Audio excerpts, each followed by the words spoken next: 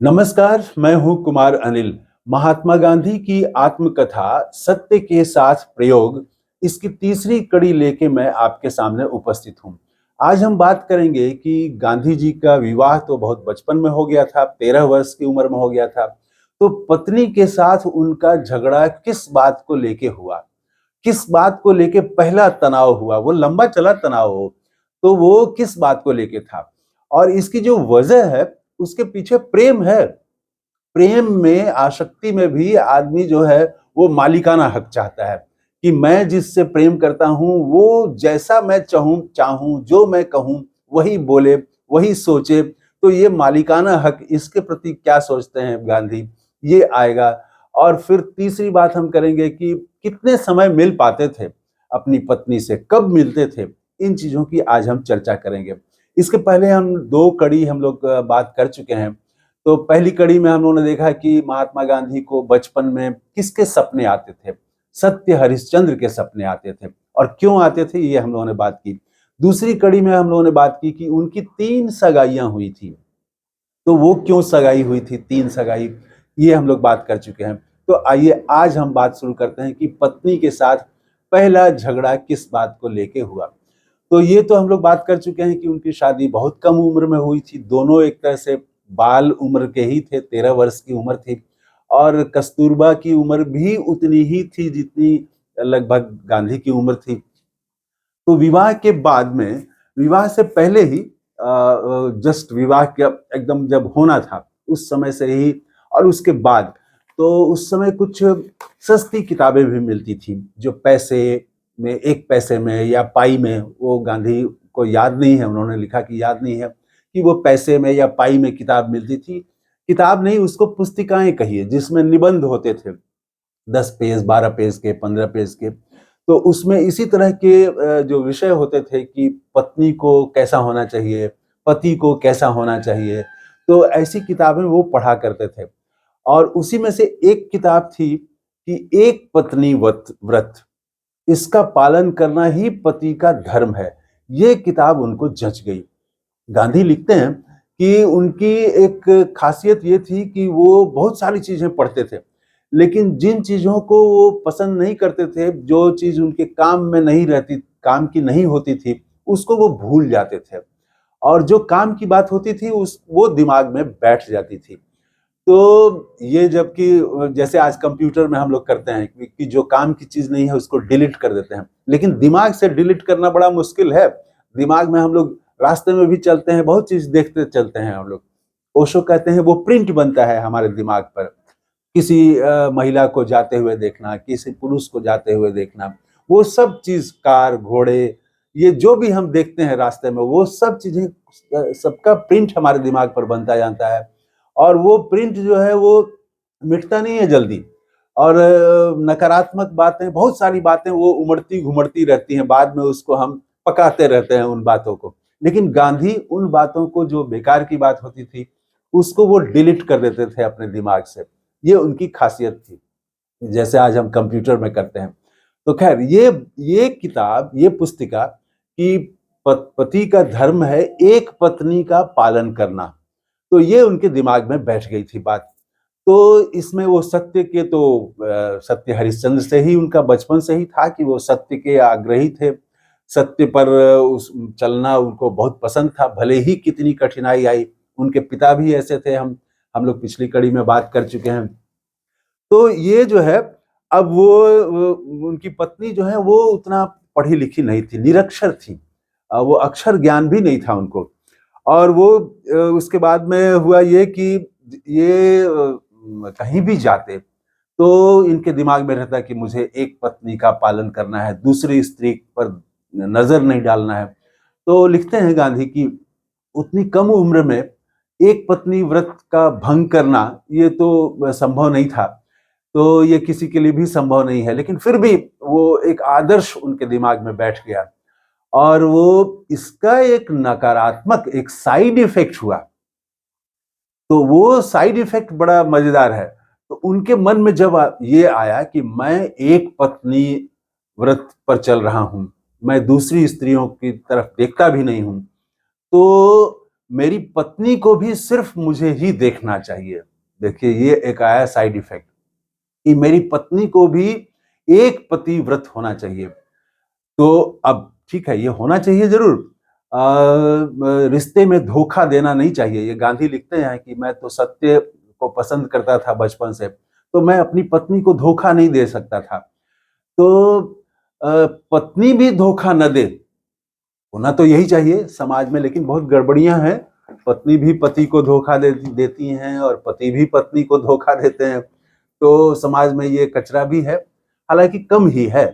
ज्यादातर लोग तो एक पत्नी और एक पति इसी का पालन करते हैं, तभी तो समाज हमारा चल रहा है।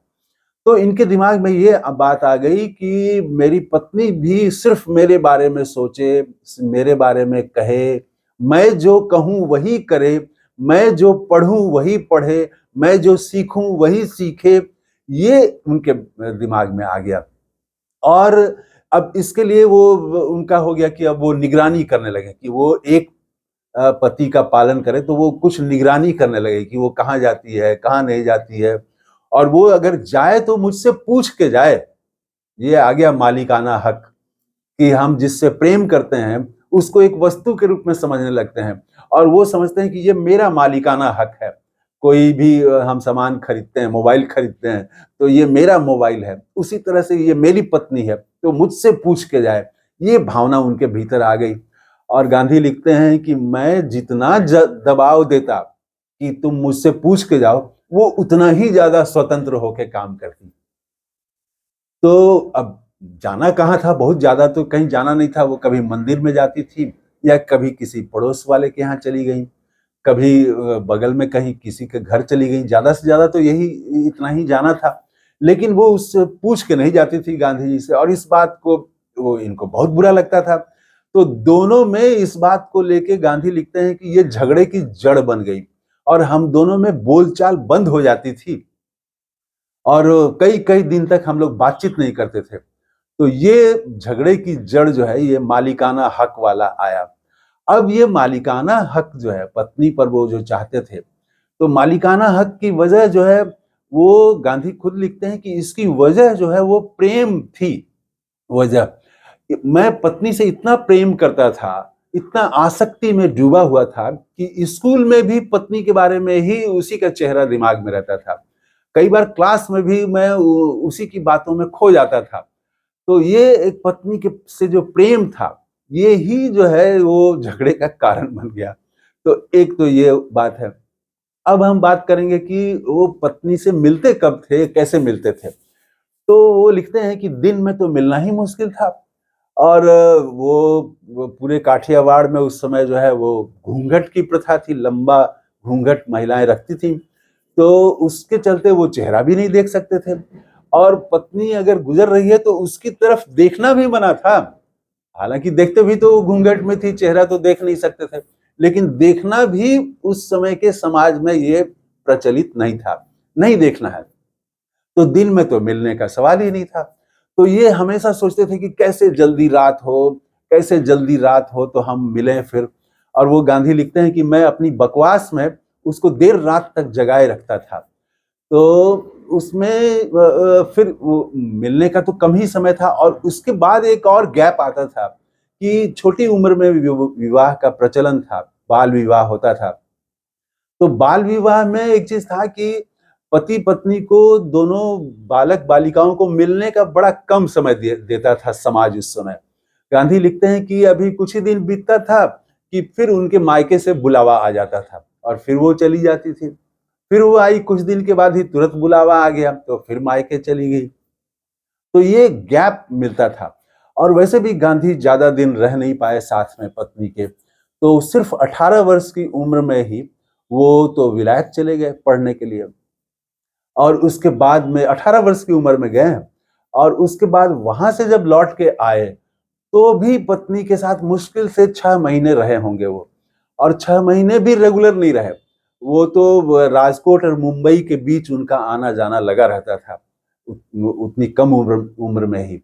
और उसके बाद ही उनको दक्षिण अफ्रीका से बुलावा आ गया, तो वो दक्षिण अफ्रीका चले गए फिर।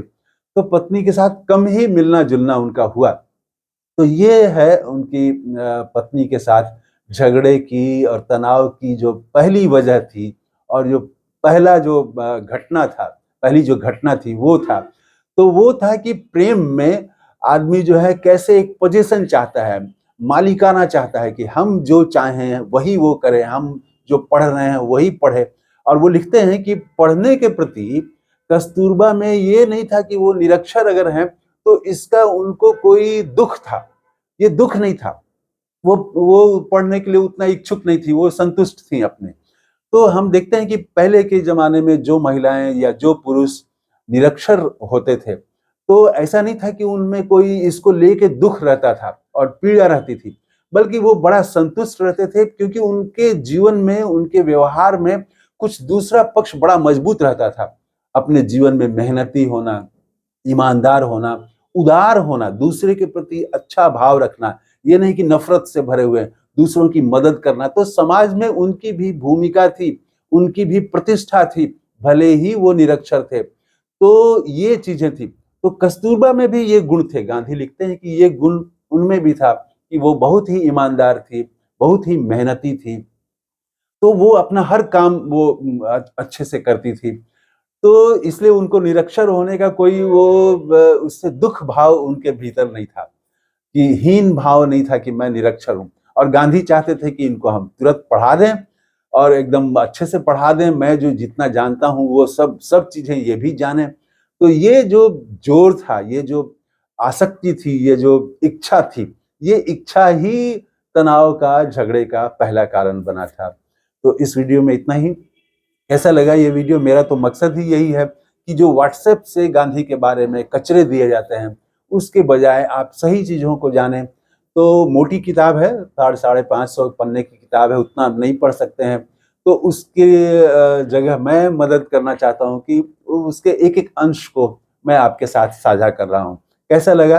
कमेंट करके ज़रूर बताइएगा। थैंक यू, धन्यवाद। जय हिंद।